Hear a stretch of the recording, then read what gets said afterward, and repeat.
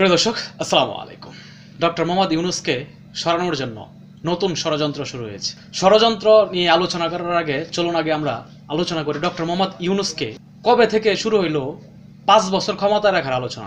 আমরা গত 15 বছর দেখে আসছি, সারা বছর বাজার ব্যবস্থা যেমনই থাকুক না কেন, রমজান মাস আসলেই দ্রব্যমূল্যের ঊর্ধ্বগতি এবং সাধারণ মানুষের ক্রয় সীমার বাইরে চলে যায়।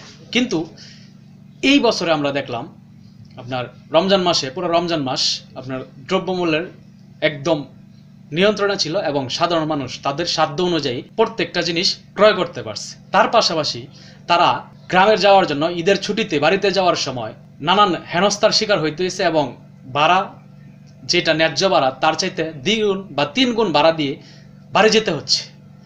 তো সেই জায়গায় আমরা এই রমজান ঈদে দেখলাম এক ভিন্ন চিত্র, যেখানে আপনার প্রশাসনের মাধ্যমে এবং ভোক্তা অধিকারের মাধ্যমে ভাড়া নিয়ন্ত্রণে রাখার জন্য এবং ন্যায্য ভাড়া যেটা, সেটা দিয়েই যেন বাড়ি পৌঁছাইতে পারে, এরকম একটা ব্যবস্থা ডক্টর মোহাম্মদ ইউনূস চালু করছেন এবং মানুষ স্বস্তিতে বাড়ি যেতে পারছে। এইটাকে কেন্দ্র করেই কিন্তু মানুষের ভিতরে একটা আলোচনা শুরু হয়েছে যে ডক্টর মোহাম্মদ ইউনূসকে আরো 5 বছর ক্ষমতায় রাখতে হবে, বা ডক্টর মোহাম্মদ ইউনূস আরো 5 বছর ক্ষমতায় থাকুক। এটার একমাত্র কারণ হচ্ছে সাধারণ জনগণ আসলে আপনার রাজনীতি বুঝে না বা নির্বাচন বুঝে না।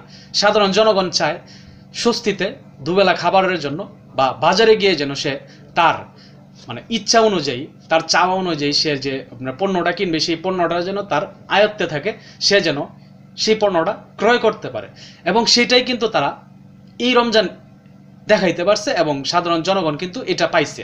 পাওয়ার জন্যই কিন্তু ডক্টর মোহাম্মদ ইউনূসকে আরো 5 বছর ক্ষমতা রাখার জন্য তারা এই একটা স্লোগান উঠাইছে গণমাধ্যমে বা সবাই আলোচনা করতেছে। কিন্তু ষড়যন্ত্রটা কোথায় শুরু হলো? গত 4-5 দিনে আপনারা দেখতেছেন যে যেখানে আপনার রমজান মাসে পেঁয়াজের মূল্য ছিল আপনার 30 থেকে 35 টাকা, সেখানে আমরা হুট করে দেখলাম গত 2 দিন ধরে আপনার পেঁয়াজের মূল্য দাঁড়াইলো গিয়া 70 টাকা কেজি। রমজান মাস যেখানে থাকে দ্রব্যমূল্যের চাহিদা বেশি, প্রত্যেকটা পণ্যের চাহিদা বেশি, তখন আপনার প্রত্যেকটা জিনিসের দাম ছিল নিম্ন গতিতে এবং প্রত্যেকের ক্রয় ক্ষমতার আয়ত্তে ছিল। সেই জিনিসটা রমজান মাস চলে যাওয়ার পর এখন প্রত্যেকটা পণ্যের দাম বৃদ্ধি করা হচ্ছে এবং একটা সিন্ডিকেট পরিকল্পিতভাবে তারা এই কাজটা করে যাইতেছে এবং এখানে তারা বোঝানোর চেষ্টা করতেছে যে আপনার ভারতের থেকে পণ্য আমদানি বন্ধ করার কারণেই নাকি এই ক্রাইসিস তৈরি হয়েছে। কিন্তু পেঁয়াজ তো আসলে আরো আগের থেকেই বন্ধ ছিল। রমজান মাসের আগে থেকে কিন্তু পেঁয়াজ আমদানি বন্ধ ছিল। তারপরেও কিন্তু আমাদের দেশে পেঁয়াজের দাম ছিল আপনার 30 থেকে 35 টাকা।